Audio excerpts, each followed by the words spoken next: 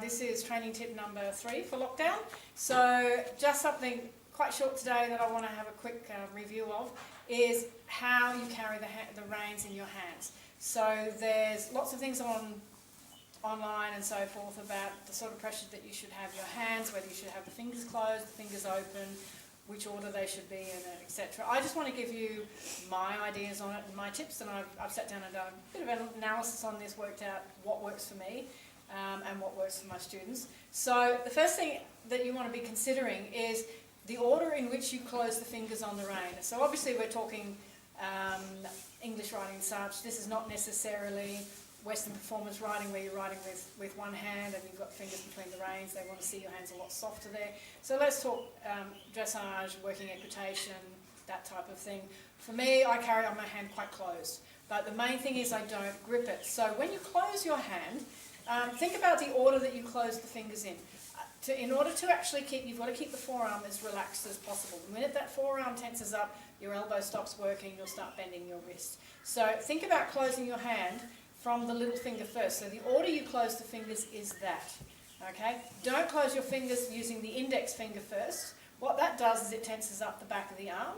Alright? And you'll often see a lot of people, they'll ride, they'll have their index finger closed and they'll have their little finger and ring finger quite open.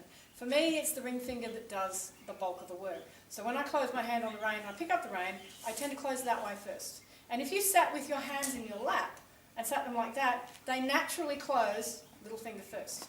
And the point of the other reason for doing that, if you close that way, you can actually stay quite soft with those and use them a little bit if you need to grab something. If you close the other way, you actually can't use those.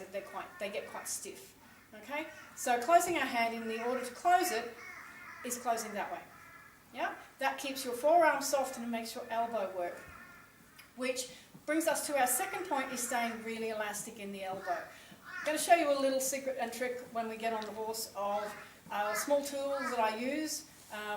It's my secret ingredient that helps you when you're training on your own, which a lot of you have to do in lockdown, to help you learn to have and feel what that elbow is like when it's really soft and it's really elastic. So, because I actually use my rein through my elbow. I don't fiddle with my fingers very much. I try not to bend my wrist. So we keep the wrist quite straight, we close the hand from there, and we try to use our elbow, okay? We try to make sure, most of the time that we're riding, we keep the line from where the elbow is bent, and it should be back here close, relatively close to your side. Again, this will depend on your body shape, whether you're long or short here, and how comfortable you are with various areas, if you've got an injury, etc. So from the inside of the elbow where it's bent, running down through your forearm, through your wrist, past your thumb, to your horse's mouth, where possible stays a straight line. So if that horse puts its head up, we want to bring our hand up and point towards the mouth. If it puts its head down and we want it to lower, we almost point it where we want to go, but we're not going to pull our horse's head down. So we're going to keep the wrist straight, we're not going to flatten down, and we're going to keep that idea that anytime we feel the reins or we adjust the reins, we're thinking of closing from the little finger first. And our last couple of points, so I want to show you that there's lots of talk about exactly the amount of pressure that you should maybe have in your hand when your hand's closed on the rein. Some say it's really light, it's like holding a flower, etc. For me, it's the equivalent that you'd have carrying a baby bird. If you had to pick up a baby bird and you kept it in your hand, you wouldn't hold your hand flat and you wouldn't grip it tight because obviously you're going to hurt it. So we want to be able to cradle our bird, keep it there so that, for example, we're working with a horse, he goes to tug the rein, we can firm the reins up a little bit and not let them loose, and when he relaxes, we can relax our fingers a bit, but we're not going to open the hand and drop our bird. And I can physically actually show you that today because I've been having fun in lockdown raising baby guinea keets. So we've got a little guinea keet here today, and I'm actually going to show you how it sits in your hand. And when you sit back on your horse, have a think about holding your rein like it's a living, breathing entity and feel it that way. It's not just your tool and your means to pull your horse's head around or steer it, etc. For me, my rein connection is my connection to every muscle throughout the horse's body. Okay? That I can adjust that and feel when something's going wrong through, even from back in the hind legs, by what's happening coming out through the front, through my rein. So it's a living, breathing entity, and that's what your rein is. And the other area we're going to look at, in fact, if you teach yourself to keep your elbow nice and supple and soft, you don't use your shoulders to work your rein contact. But that'll happen if you go to pull down and rotate here. First thing you do is pull on your shoulders. So we want to, like in some of the previous exercises I talked about, keep the shoulders out of the equation. We're going to try to use as little of our shoulders in overall riding our horse that we can. Okay? So our contact really goes from our fingers into our elbow and then down into our lower back. Okay? So we're going to do a little bit of that on the horse. But first, let's go and play with some baby Keats. Okay, so how cute are these guys? So these are my little Keats, and we're going to pick one up in a sec and show you just a rein contact by thinking about carrying a baby bird. Okay, so you've got to only think about just how gently you want to hold your little baby. We're going to try and not stress him out here. So if we hold our baby, the main thing you've got to think about is you're not going to hold the baby and tip your hand that way and open your fingers. So if we hold our baby and we hold our Keat like our rein, we're going to let him sit out the top like that. And when you think about it, your rein comes out the top. So his head's out kind of our little bit of rein. And I've got my hand just gently closed enough that I'm cradling him. And that's where my rein would sit. Okay? I think he's actually quite interested in all of that. So these guys this guy's only about 3 days old. So they're very, very fragile and they're really quite sweet and cute. You want to keep your hand closed enough that he feels secure and he feels stable, but I'm not going to squash him. But if he started jumping and wriggling around, all I do is firm up my fingers so he can't push my fingers out.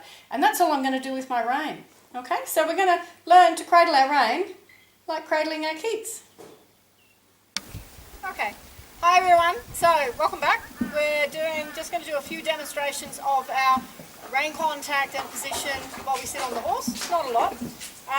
So, like I said before, think about when you pick up the rein, the order in that you close your hand. So as I pick up my rein, I automatically take my hand out and close from my little finger first. My little finger's still underneath the rein, and I close from there, imagining that my rein is a living, breathing thing. So I'm not going to jam my hand shut. I'm just going to cradle my rein, okay? And then from the rein, we want to get that line from where your elbow bends, and that's up to you, is that we don't necessarily want to be like really, really tense and really tight. I carry my elbow where it's comfortable, all right? For me, my comfortable spot is about there. And when I then start to use the rein, I want to feel that from the horse's mouth back through my elbow stays a straight line. If she lowers her head, I'm going to put my hand down. I'm going to try and get Gabby to pop her head up for a sec. So if she lifts her head, my hand's going to come up. If she lowers her head, wherever she takes it to, my hand's actually going to point down towards it. I'm not going to flatten my hands. Think about it. If I flatten my hands, I'm going to drop my Keats and I'm going to drop my little birds. So we're going to keep our hand, we want to keep this line through here, up to the elbow, nice and straight. That when we use the rein, we draw the hand back towards the hip. If we use the elbow for our contact, we've got that much pull back, take, and that much release and give without shifting our body at all and without letting our shoulders come into the equation and without dropping our core. So all of this refers back to as well as imagining the same things we did in the first section, the first training tip of engaging your core and such. That's got to stay nice and straight. That when you actually ask a little bit of a feel through your rein, and we get a little response from Gab, which she'll give me, is I'm drawing back a little bit through there, okay? So we're not going to pull down. And the rule of thumb I work on is the fact that I'm never going to pull below the horse's mouth. So no matter how high she takes her head, or whatever horse I'm on, if it's got a real head issue and it's quite tense, I'm not going to try and force the head down. If they take the head up, my hands are actually going to follow it. But the same process is, if I want the horse to put its head down, I can't pull it down. I actually have to indicate that I want it to follow a little bit of contact. And I do that through my elbow, and when she does, I relax forward and down. Okay? So, they're our main things. Now, we talked about having that elastic elbow. When you're training on your own, it's very hard to remind yourself what you need. Some riders, you don't realise that the horse is actually tugging the rein away from you, and they end up with their arms out front. So, a little tool that I get a few riders to use, costs you about $2 at the supermarket. Okay, so it's the legs off a pair of stockings. What I do with this is I put it around my elbows. The beauty of this is it's not dangerous. You can still move with it on. Okay, this one's is set up for someone a bit smaller at the moment, so it's not set up for me. So I put that on my elbows, and the aim is that I want to keep as much of the pressure, I'm going to lengthen that a little tiny bit, I'm going to keep as much of the pressure off my elbows as I possibly can.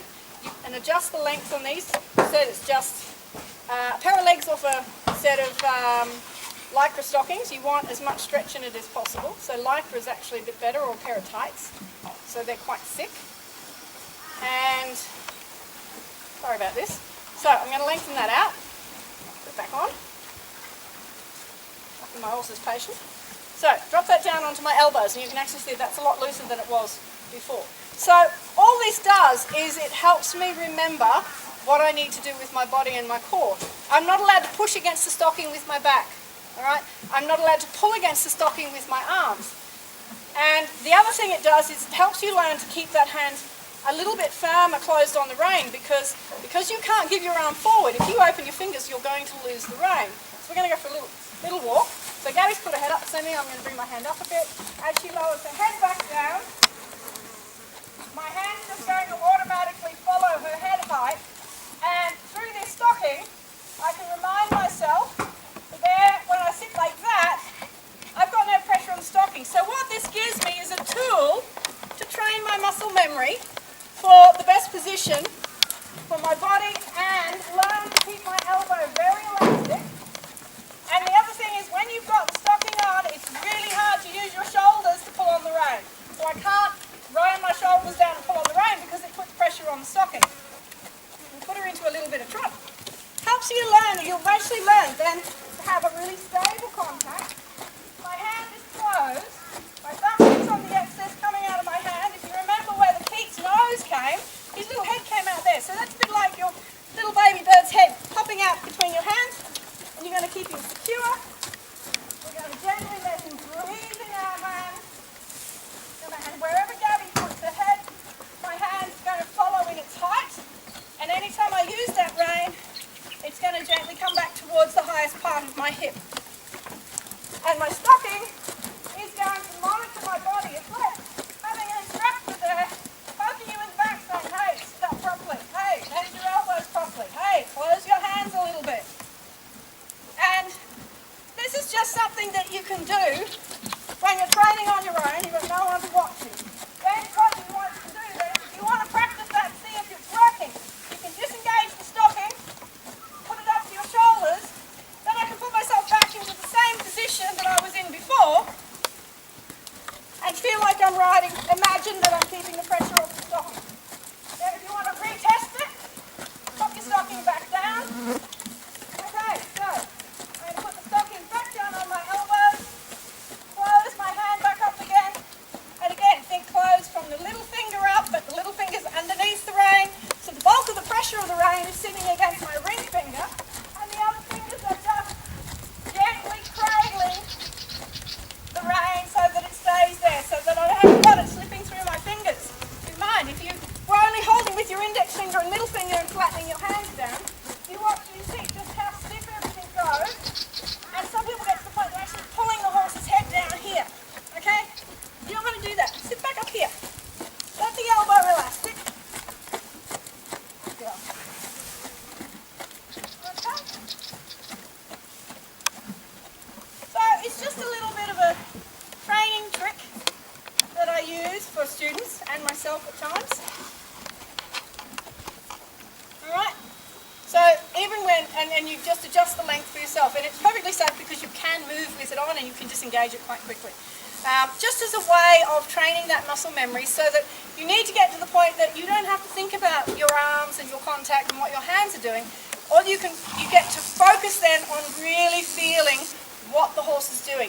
Treat your rein like a living, breathing entity, and as a connection to the entity that is your horse, and be able to feel everything through the horse's body coming connected through from your hand and into your lower back, and then really become part of your horse. Okay, so hope you enjoyed that, and give it a go, and I'd love to hear some feedback. Thank you.